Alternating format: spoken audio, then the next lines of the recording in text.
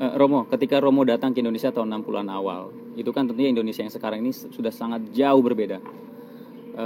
Etika Jawa yang mungkin dulu sangat mengakar di warga kita, di rakyat Indonesia, dalam perilakunya, tata keramanya.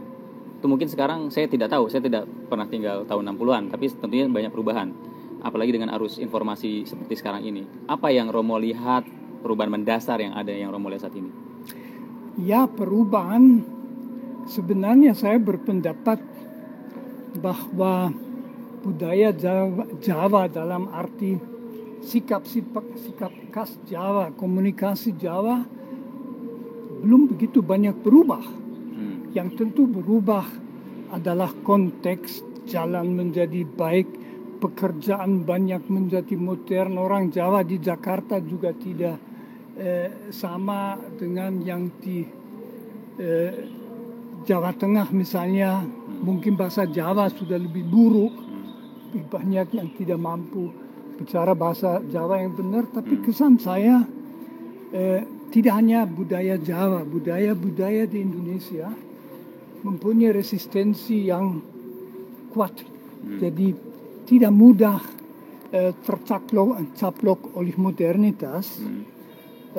Identitas orang Indonesia yang selalu juga ditentukan oleh identitas sukunya, etniknya, itu menurut saya kental. Orang Indonesia itu berakar di dalam budaya mereka.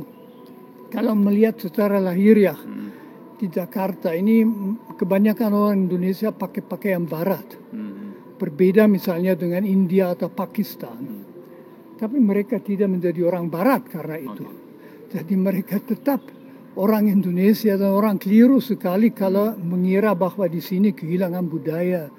Jadi saya merasa bahwa sebetulnya budaya lama masih ada, tetapi dalam perjuangan menyesuaikan diri misalnya dengan iklim keras di ibu kota Jakarta, di mana persaingan dan sebagainya ada.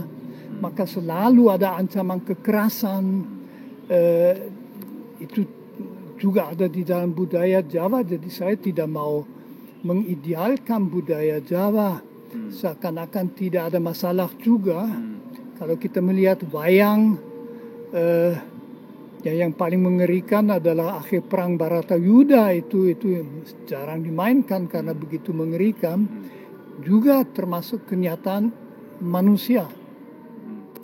Apakah Romo yakin tidak ada yang berubah dengan etika Jawa yang ada di Indonesia saat ini? Apakah Romo sendiri melihat ada pesimisme atau optimisme ke depannya tentang kultur Indonesia yang khas itu, khususnya Jawa?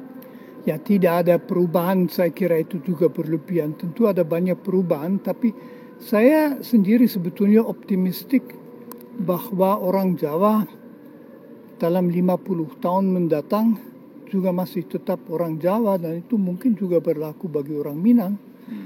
Mirip dengan orang Jepang, ya saya tidak pernah di Jepang. Saya mendengar Jepang itu banyak meniru Amerika Serikat. Tapi semua orang bilang orang Jepang tetap orang Jepang. Jadi bahwa mereka suka baseball itu tidak berarti bahwa orang Jepang menjadi orang Amerika. Saya kira Indonesia juga punya resistensi kultural yang kuat, yang akan mempertahankan diri. Yang akan mengancam itu adalah kalau terjadi kemerosotan etis, misalnya kalau korupsi merajalela. Itu saya anggap paling berbahaya karena korupsi itu memakan habis budaya juga dan mempersatukan koruptor di dunia. Itu yang mengancam. Tetapi yang lain-lain saya tidak pesimistik. Romo berasal dari keluarga bangsawan, Romo. Tentunya saya tidak tahu apakah mudah atau tidak mudah, tapi bukan sesuatu yang umum juga. Ada seorang bangsawan kemudian datang ke Indonesia menjadi Jesuit, kemudian dalam perjalanannya menjadi guru, bisa dibilang Romo di sini, dan melepaskan kebangsawanan itu. Apa yang ada di pikiran Romo sebetulnya? Bagi saya kebangsawanan tidak begitu penting, apalagi di Jerman tidak bisa dilepaskan, artinya bisa tidak masuk dalam nama, tapi ya kita tetap, karena lahir itu masalah darah dan kelahiran. Saya menganggapnya tidak begitu penting, tetapi saya berterima kasih dapat beberapa input juga dari budaya di Jerman. Saya lahir di Jerman bagian timur, yang kemudian diberikan pada Polandia. Semua orang Jerman diusir, dari keluarga saya kehilangan semuanya, mulai dengan eksistensi sangat sederhana di Jerman Barat. Jadi dalam arti ini kebangsawanan tidak membuat perbedaan apapun di Jerman juga. Apalagi di sana bangsawan itu tidak dapat keuntungan. Menarik, Romo. Terus Romo, dalam perjalanannya Romo bisa dibilang selama ini memang sering mengkritik pemerintah. Dan yang menarik ketika pemilu kemarin Romo akhirnya memutuskan, saya lihat mungkin memutuskan untuk masuk ke ranah politik. Yang mungkin bagi sebagian besar filsuf gitu ya, adalah ranah yang mengerikan gitu, Romo. Apa yang membuat Romo waktu itu memutuskan untuk bisa dibilang terjun ke politik, walaupun tidak secara praktis, tapi pemikirannya terjun ke politik? Tentu saja kalau saya mengambil sikap dalam dimensi politik, saya sendiri juga selalu sadar bahwa saya bisa betul, bisa tidak betul, maka saya selalu mengharapkan dikritik. Itu dalam filsafat juga penting. Tetapi saya punya suatu suara. Saya juga punya keyakinan-keyakinan etis. Kalau karena keyakinan etis saya merasa saya harus bicara, lah saya akan bicara dan juga seperlunya mengambil risiko.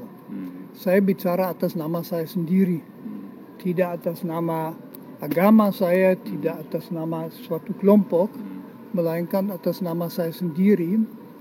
Saya berpendapat bahwa lebih banyak dosa orang intelektual di dunia karena mereka tidak bicara daripada kalau mereka bicara. Dan saya juga sedikit ingat Edward Said yang mengatakan intellectuals are people saying truth to those in power. Apakah ini truth? Itu kemudian dikritik. Jadi orang lain boleh mengatakan nonsense, tidak benar dan sebagainya. Itu termasuk. Tapi saya akan bicara terus.